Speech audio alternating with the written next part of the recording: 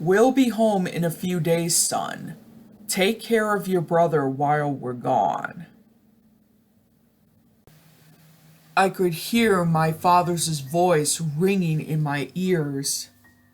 It was dark, pitch black, and cold. I was scared. I just knew I was dead. The smell of death was absolute. It surrounded me. It was a harsh, grimy smell, not one that I cared to remember. God, I can still hear them as they tore my brother apart. My poor brother, he was screaming for help, and I just let him get killed. I don't know how this started, but I remembered the day it did. We thought it was snow. My parents had went to a cruise, and neither my brother nor I wanted to go. So they left me in charge. The damn ash. It gets into your lungs, and it chokes and burns you. And when you die, what's left of you gets back up and kills. I still have scars from when I first made contact with it. There's no reason for it. And the screams. Dear God, the horrible high-pitched screams. You would know when they were coming, because they'd always let out their voices. They didn't sound human. I don't know why they left me. Maybe my brother was enough for them to take their rage out. They really did. There was barely a thing left of him. They tore into his stomach and threw out his intestines. And I remember looking at him. He turned his head towards me, his eyes watering, and he whispered something. I'm to think he was begging God for mercy to take his short life away. And then the ash creatures, they ripped his head off, and they screamed as loud as they could. And I had to watch them as they played with his corpse until I passed out. I saw him die. I watched him get mutilated. That was 2 years ago, and it still haunts me. I wake up every morning in the wreckage of a building. The ash falls on me in my sleep, but as long as it doesn't make contact with my skin, I'm fine. I sleep with a gas mask on. Everyone you see has one now. They're mandatory, and if you don't have one, you'll die and turn into those ash creatures. I tried to scavenge, but I wasn't quick enough. All of the supplies are gone. I've been living on rations from the army store that's near my area. Luckily, I stockpiled those, but I'm running out. I need to move on. I need to find greener pastures. But there's nowhere else to go. I know every other areas is like this. I know how to hide. When the ash creature walks by, I can easily remain undetected. The real challenge is the humans. You can't trust anyone here. People will shoot you and steal your stuff soon as they look at you. I couldn't take the life of another living person, though, so I just stayed quiet and alert. The ash aren't hard to take down. One good knock to the head will cave it in. Guns work well too, but they attract too much attention. I got one.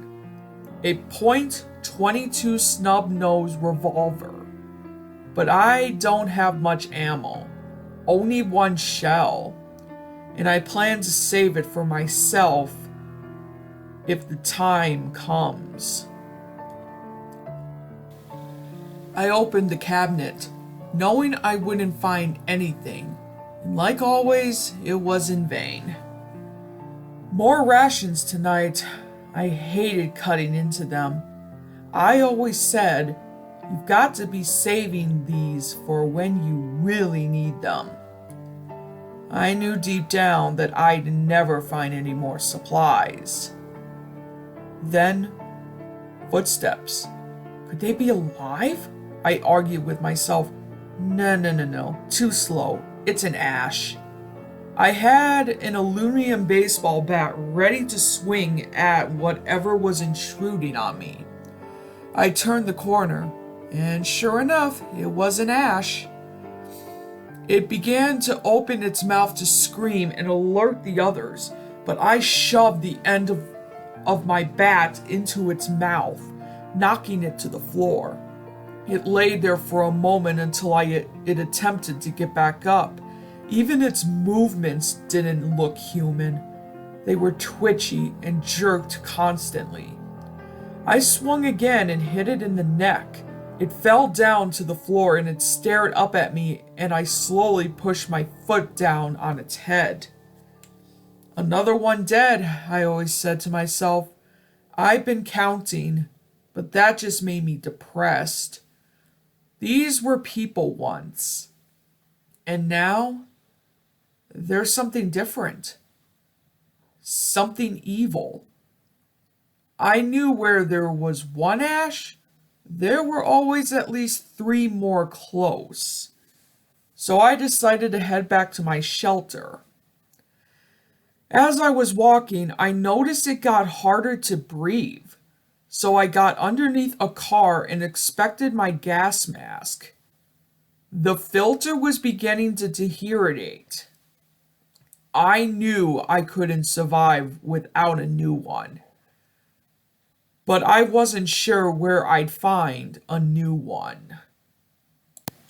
I was on the floor, looking up at the completely gray sky, ash falling on the lenses of my mask.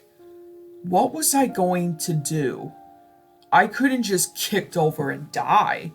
As much as I wanted to, I made a promise to myself that I'd survive this. I then got an idea. Everyone wore a gas mask, so I thought maybe I can trade for a new filter.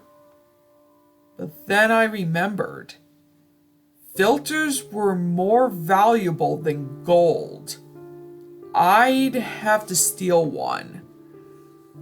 There weren't many survivors, but there was a settlement near the area I camped out at. It was only about 2 or 3 people, but I still have to be cautious. I wasn't sure if my plan would work. But even if it didn't, the survivors would still do me a favor and take my life. I waited it all night and didn't sleep at all. And finally, when the sky became a lighter gray, I got up and grabbed my bat and gun. The journey wasn't very long, and in about an hour I arrived at their camp. 2 tents were directly beside each other, but one was bigger than the other. I knew they had at least 1 kid, so the adults must be in the bigger one. Then the door unzipped and a tall, bulky man walked out.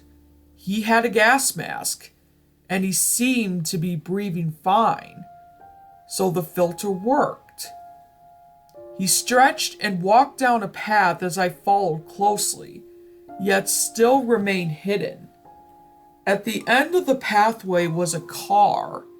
He opened the trunk and pulled out a backpack. Then I crept up behind him. Slowly, I made my way to the unexpected man. He opened the backpack and began to go through it. And as he began to pull his hand out, I struck him in the head with my bat, and he fell down. I knelt down beside him and tore the filter out of his mask. I looked into his lenses. His face had already started to burn. He tried to sit back up, but I held him down and forced his gaze upward. The last thing he saw was the gray sky and ash. It's funny how much someone will do to survive. In the man's hand was a photo of him and his family. I had killed a man with a family. I stole from him and forced him to die. I was no better than the Ash now. I thought I was a good guy, but I'm not. I never was. I'm selfish. I have the new filter. Things seemed okay now. I went back to the camp, but it had been abandoned. The ash had become more abundant. They were everywhere, and they screamed constantly. It was driving me mad. I knew it was time to move on, so I packed my bags and headed off. I don't know where I was going to go, but anywhere was better than here. I walked for 3 days straight, but I felt like I'm getting nowhere. I'm too tired to go on. I have to rest. As I lay on the cold ground, ash fell on my lenses. I looked up into the gray sky, and I knew that there was no end to this hell. I wanted to end it all then and there, but that damn promise. I always tried to keep my word. That reminds me of my brother. I tried to protect him. I promised my parents that I would. But he's gone now, and so are my parents, and my neighbors, and my friends. It's just me now, and I can't stand it. I wish I would have told everyone how much they all meant to me. I always took it for granted. But now, I'd kill just to have someone to talk to. Kill. I killed someone once. Poor bastard. I just had to have his filter.